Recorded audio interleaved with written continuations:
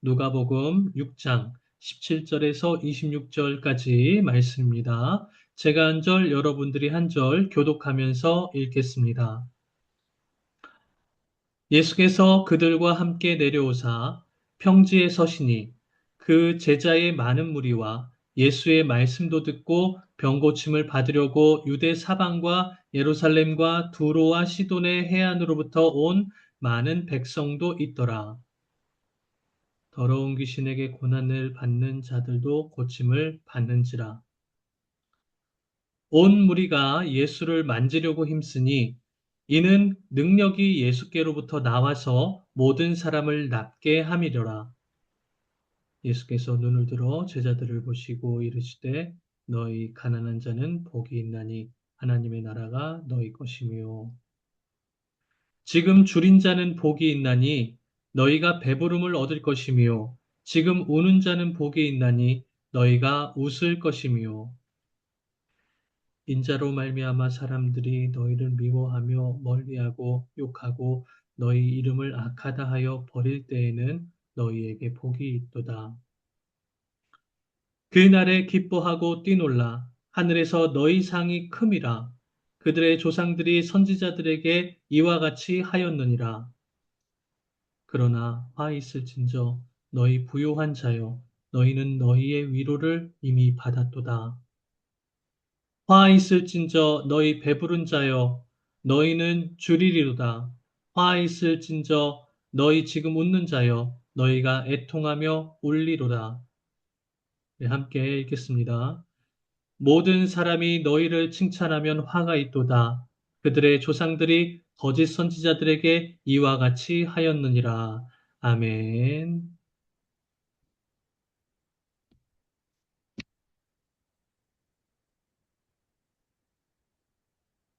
네, 여러분, 오늘도 이렇게 예배 자리에서 예배 드리시고 또 영상으로 함께 예배 드리시는 모든 분들께 하나님의 은혜가 충만하시길 소망합니다.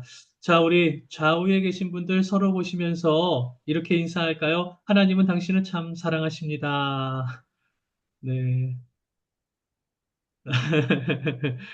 네, 이렇게 밴디고 한인교회 예배 오신 여러분 환영하고요.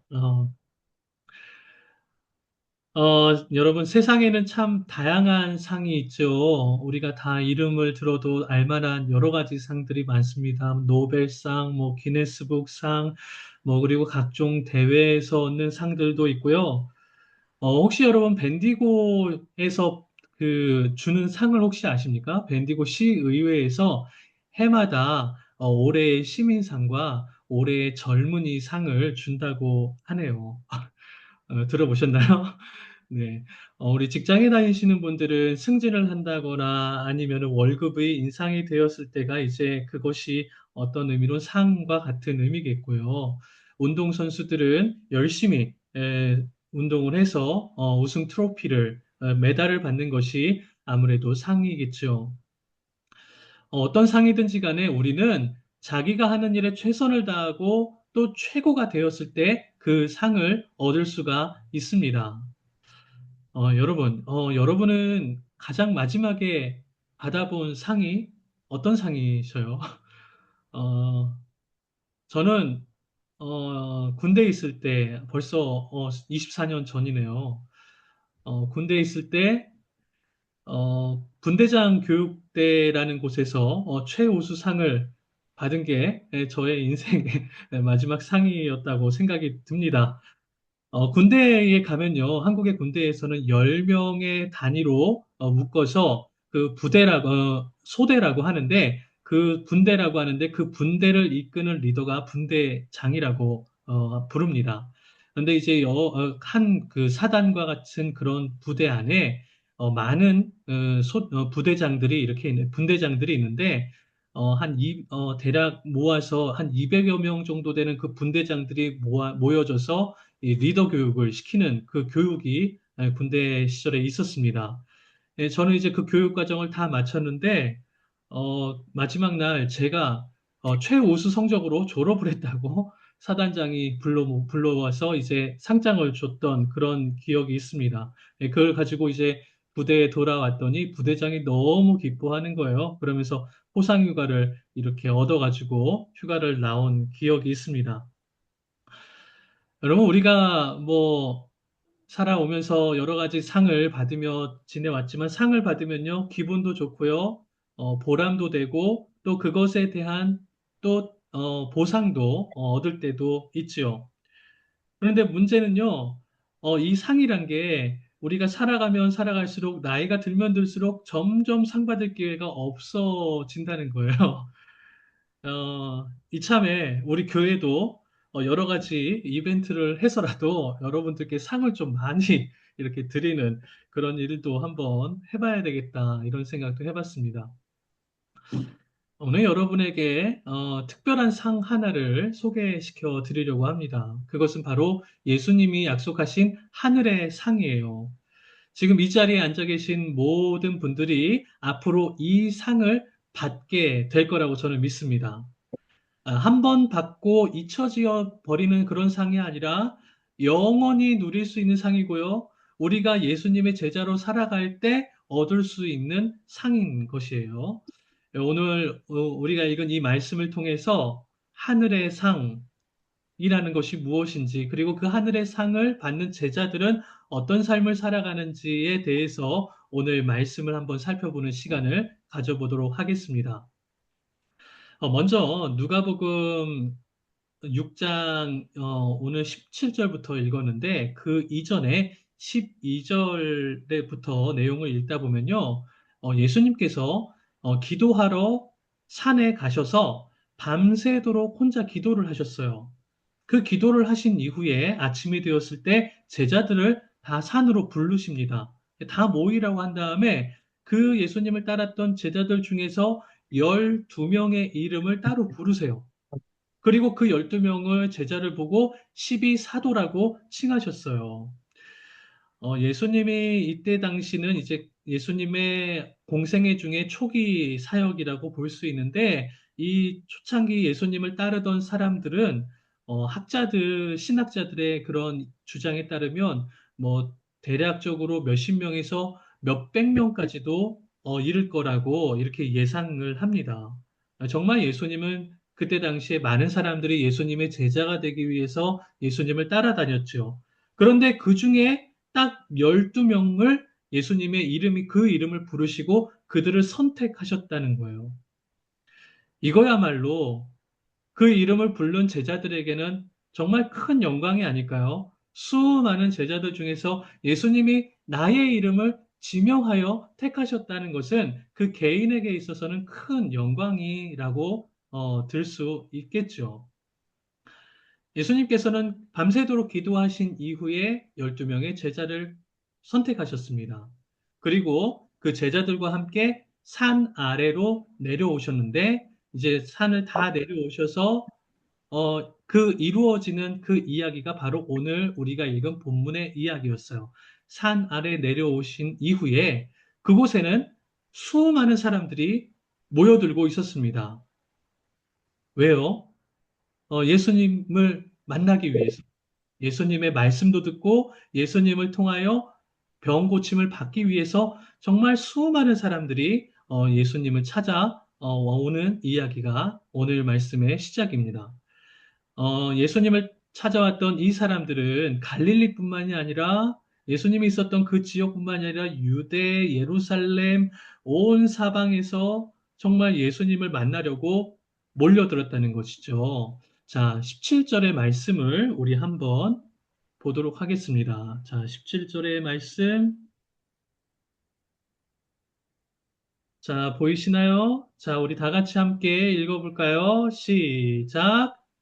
예수께서 그들과 함께 내려오사 평지에 서시니 그 제자의 많은 무리와 예수의 말씀도 듣고 병 고침을 받으려고 유대 사방과 예루살렘과 두로와 시돈의 해안으로부터 온 많은 백성들도 있더라.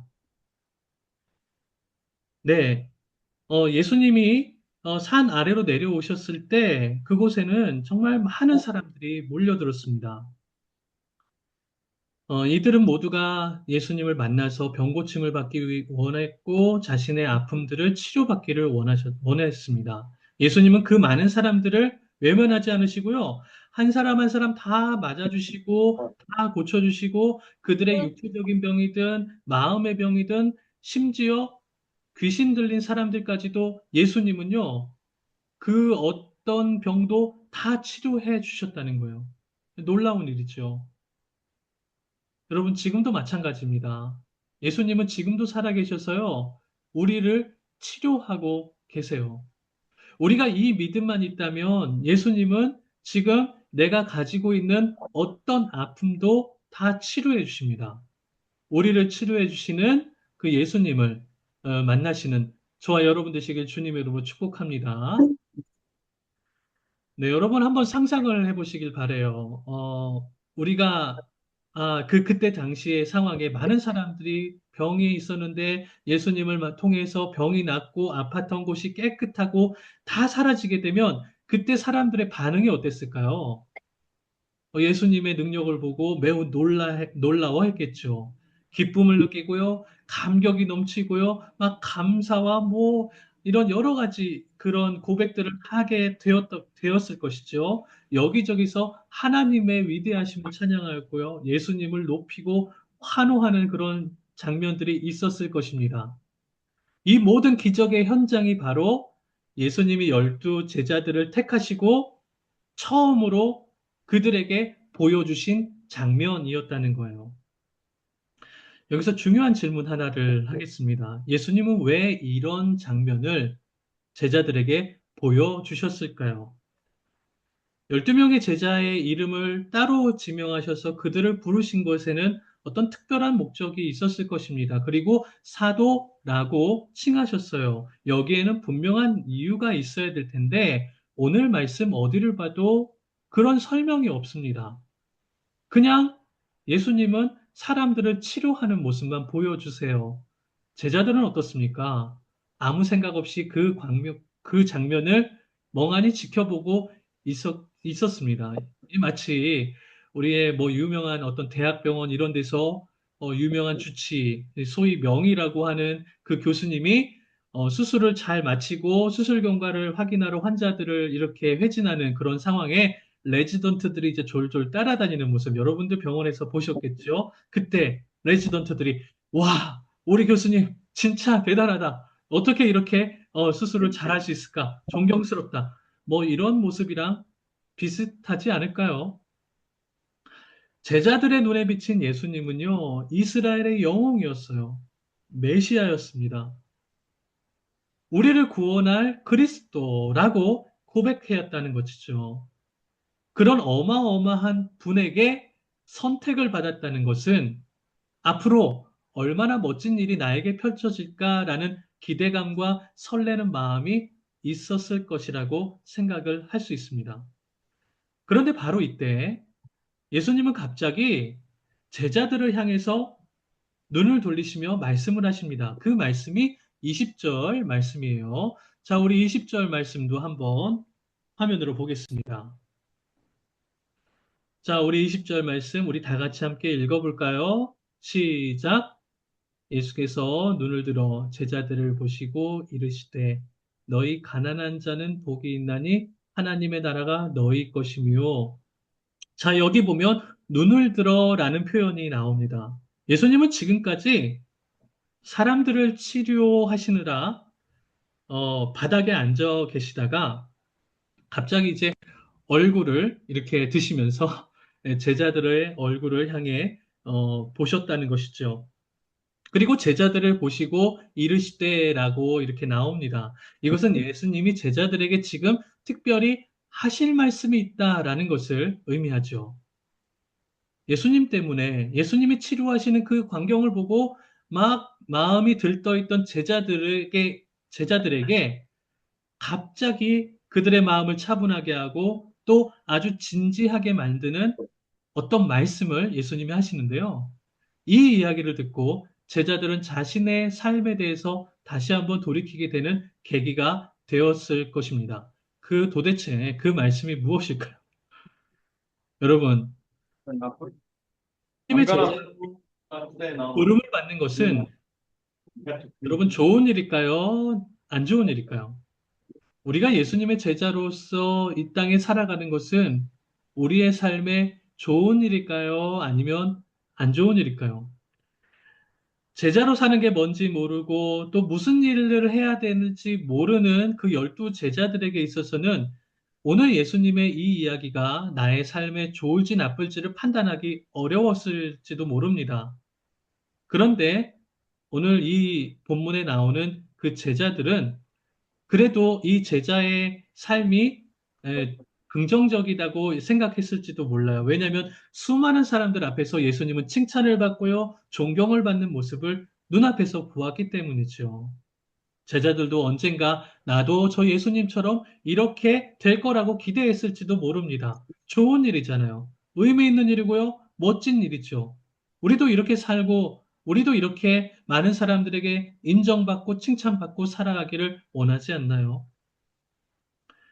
그런데 예수님은 제자의 삶에 대해 22절에 아주 충격적인 말씀을 하십니다. 우리 그 말씀을 한번 또 화면을 보시면서 보도록 하겠습니다. 22절 말씀입니다. 우리 다 같이 읽어볼까요? 시작. 인자로 말미암아 사람들이 너희를 미워하며 멀리하고 욕하고 너희의 이름을 악하다 하여 버릴 때에는 너희에게 복이 있도다. 예수님께서는요, 어, 오늘 이 22절의 말씀에 사람들이 너희를 미워하고 멀리하고 욕하고 또 너희를 악하다고 버릴 거다. 그렇게 얘기를 하세요. 아니, 제자로 살아가는데 예수님 때문에 사람들에게 미움받고 욕먹고 심지어 버려지기까지 한다고요. 이거는 제자들이 기대했던 그런 멋진 인생하고는 완전히 다른 모습이잖아요. 제자들이 미움을 받는 거, 거기에 어떤 우리의 인생에 좋은 의미를 발견할 수 있겠습니까? 사람들에게 미움받고 버림받는 게 그게 어떻게 나에게 긍정적으로 받아들일 수 있겠냐는 것이죠. 오히려 예수님처럼 사람을 치료하고 복음을 전하고 그렇게 사는 게 우리에게 뜻깊은 일이라고 생각을 할 텐데 갑자기 너희는 사람들에게 미움을 받는다니 그런 말씀을 하세요. 그러나 예수님은 오늘 이 말씀에 그게 복이라고 말씀하세요. 인자로 말미암아 너희 사람들이 너희를 미워하고 멀리하며 욕하고 버리면 그게 너희에게 복이 있도다. 제자로 살아가는 것은 세상의 칭찬과 명성을 얻는 것만이 아니라 때로는 고난의 길도 묵묵히 걸어가는 것이 복이라고 예수님이 말씀하고 계시는 것이에요. 예수님 자신도 그렇게 사랑하던 제자 중 하나에게 배신을 당하고 버림당하셨어요. 예루살렘 성에 입성하실 때 종려나무 가지를 흔들면서 호산나라고 열렬히 환호했던 사람들이 불과 며칠 뒤에는 예수님을 십자가에 못 박으라고 악을 쓰는 그런 끔찍한 상황도 겪으셨다는 거예요. 예수님도 우리와 똑같이 인간의 연약함을 가지고 계셨던 분이시기 때문에 그렇게 배신당하고 버림받으셨을 때 그 마음이 얼마나 힘드셨을까요? 말로 다 표현할 수 없었을 것입니다. 그래도 예수님은 그 고통 앞에서 그 마음의 그 속상함을 품고 계시지만 오히려 화를 내시거나 하나님의 아들로서 그 사명을 포기하는 삶을 살지 않으셨습니다. 끝까지 그 사명을 감당하시고 십자가에서 죽으시는 마지막 순간까지도 우리의 죄를 용서하시기 위해 모든 걸 다 쏟아부으셨어요. 왜요? 바로 하늘의 상이 있기 때문입니다. 하나님께서 이 모든 고난을 기쁨으로 영광으로 완전히 회복시키실 것을 예수님은 분명히 아셨기 때문입니다. 사랑하는 성도 여러분, 하늘의 상은 단순히 우리 눈에 보이는 그런 세상의 복과는 차원이 다릅니다. 이것은 부활이고요, 영생입니다. 하나님과 영원히 동행하는 그런 영원한 생명의 삶인 것이에요.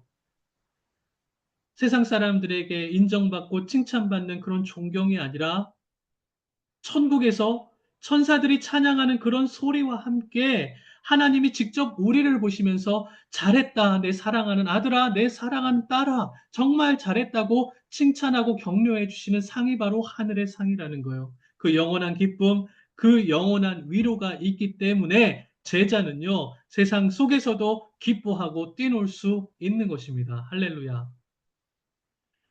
결국 제자로 사는 것은 잠깐 누리고 없어질 그 세상의 기쁨을 쫓아가는 것이 아니에요. 하늘의 영원히 우리를 위해 예비된 그 놀라운 상을 굳게 바라보며 이 땅에 살아가는 것입니다. 우리가 예수를 믿는 것도 마찬가지죠. 세상에 살아가다가 온갖 고난과 어려움 속에서 그 마음에 그 고통을 당하고 있는데, 그럼에도 불구하고 하나님의 자녀로서의 정체성을 포기하지 않고 살아가는 것, 우리에게 약속된 영원한 천국 소망을 붙들고 살아가는 것, 그것이 바로 우리의 믿음의 본질인 것이지요.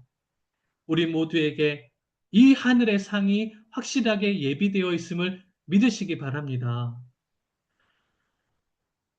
오늘 이 본문의 말씀은 이 하늘의 상을 받는 제자들이 살아야 될 세 가지 중요한 삶의 자세를 소개하고 있습니다.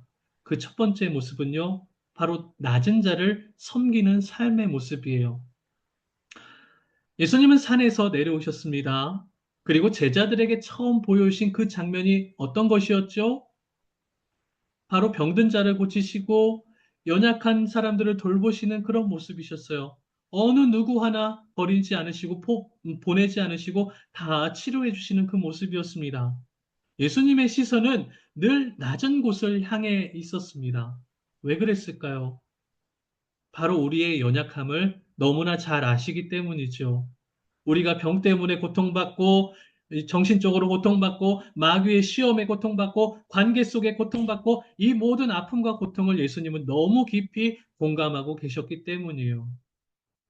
우리 주변을 한번 돌아보겠습니다. 여전히 우리 속에는 이 여러 가지 아픔 속에 어려움에 놓여 있는 그런 주변의 이웃들도 참 많이 보게 됩니다. 몸이 불편하신 분도 계시고요. 경제적으로 힘겨워하시는 분들도 분명히 있습니다. 무엇보다도 외로움과 그 고독 속에서 혼자 그 눈물 지으며 아픔을 겪고 있는 분들도 있다는 것이죠. 예수님의 시선은 바로 이 분들을 향해 있다는 것이에요. 그리고 우리에게 말씀하십니다. 너희도 이들을 섬겨라. 내가 지금 이들을 치료하는 것처럼 너희도 이들을 섬겨라. 내가 이들을 사랑한 것처럼 너희도 이들을 사랑하고 섬기라는 그 말씀이죠. 여러분, 섬기는 거는요, 아주 멀리 있는 일이고 아주 특별한 사람만 하는 것이 아닙니다. 아주 작은 관심에서 시작될 수 있는 거예요. 우리 주변의 사람들에게 따뜻한 말 한마디 해줄 수 있는 것. 우리의 작은 도움의 그 손길이 오히려 예수님의 사랑을 이 세상에 증거할 수 있는 아주 귀한 도구가 될 수 있는 것입니다. 우리가 먼저 마음의 문을 열고 다가간다면 우리 주변엔 놀라운 변화가 일어날 것입니다. 예수님처럼 낮은 자에게 시선을 돌리고 정말 그들에게 하나님의 기뻐하시는 그 하나님의 그 삶을 하늘의 상을 바라보게 하며 그들에게 살아갈 수 있는 그런 삶을 살아가는 제자들에게 예수님은 하늘의 상을 예비해 주고 계시는 것입니다. 우리 모두 이 낮은 자를 섬기는 삶을 통하여 예수님의 사랑을 실천하는 복된 성도의 삶이 되시기를 주님의 이름으로 축원합니다. 두 번째 오늘 본문이 말하고 있는 제자의 삶은 어떤 것이냐면 복음을 증거하는 삶이에요. 자, 예수님께서 제자들을 치료하시다가 갑자기 제자들을 향하여 얼굴을 들으십니다. 눈을 들어 제자들을 보시죠. 그리고 복을 선포하셨어요. 너희 가난한 자는 복이 있나니 하나님의 나라가 너희 것이며 그러면서 복에 대한 말씀을 하십니다. 여기에서 가난한 자는 단순히 물질적인 가난만을 의미하는 게 아닙니다. 하나님을 간절히 찾고 의지하는 그 심령이 답답하고 간절하고 하나님을 찾고자 하는 그 사람이 바로 가난한 사람인 것이죠. 세상적으로 볼 때 뭔가 부족해 보이고 뭔가 능력이 없는 것처럼 보이지만 그 속에서 하나님만 의지하고 하나님을 붙잡고 살아가는 사람에게 복이 있다는 걸 말씀하고 계세요. 예수님은 바로 이들에게 하나님의 나라가 그들의 것이요. 하나님의 나라가 임하였으며 라고 하시며 그들에게 천국의 복음을 전해 주셨습니다. 예수님을 통하여서 하나님의 나라가 증거되어지는 것. 이것이 바로 복음을 증거하는 삶이 될 줄 믿으시기 바랍니다. 여러분, 이 천국 복음은요, 능력이 있습니다. 우리의 영혼을 치유하고요, 우리의 삶을 변화시키는 놀라운 능력이 있어요. 성경에 보니까 삭개오라는 사람이 나옵니다. 그는 세리장이었어요. 탐욕스러웠습니다. 돈을 위해서 많은 사람들의 재물을 뺏는 사람이었어요. 그런데 예수님을 만난 후에 그 삶이 완전히 달라졌습니다. 자기가 살아왔던 그 삶을 반성하면서 그동안에 자기가 모았던 그 재산의 절반을 다 가난한 자들에게 나눠주기로 결심하였습니다. 그리고 앞으로 누군가의 돈을 부당하게 취득하면 4배로 갚겠다고 그 자신의 삶을 돌이키면서 오히려 가난한 자들에게 베풀며 살겠다고 고백한 사람이 삭개오라는 사람이에요. 이것이 바로 여러분 복음의 능력입니다. 천국 복음이 우리에게 들어오면 우리의 삶은 완전히 변화될 수 있음을 여러분 믿으시기 바랍니다.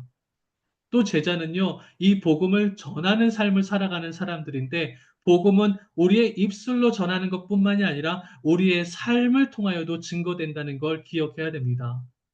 우리의 변화된 삶 자체가 그것이 세상에 복음을 증거하는 가장 강력한 도구가 될 수 있다는 걸 우린 기억해야 돼요. 우리의 삶 속에서 하나님의 사랑을 실천하고 정직하고 정의롭게 살아갈 때 이 세상은 우리를 통해 하나님의 나라를 보게 될 것입니다. 입술로만 복음을 전하는 것이 아니라 우리의 삶 전체로 복음의 삶을 살아가는 것. 이것이 바로 하늘의 상을 받는 두 번째 제자의 모습인 것입니다. 우리 모두 정말 복음을 증거하고 또 복음을 통하여 살아가는 그런 삶을 살게 되는 우리 모두가 되기를 간절히 소망합니다. 마지막 세 번째는요, 함께 살아가는 삶인 것이에요.